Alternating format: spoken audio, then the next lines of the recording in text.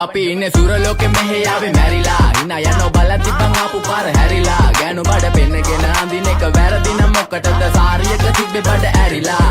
ඩෝංගල පතු වෙන්න ඕන් දැම්ම මලුවන්ට පාන් දැම්ම වගේ ඇවිත් හාල යන්න එන්නේ පහල යන්න ඇවිත් අත වාල යන්න අපි ගැව්වේ මොරා නිසා පදිරි වෙන්නේ නෑනේ ඔය සාලයන්ට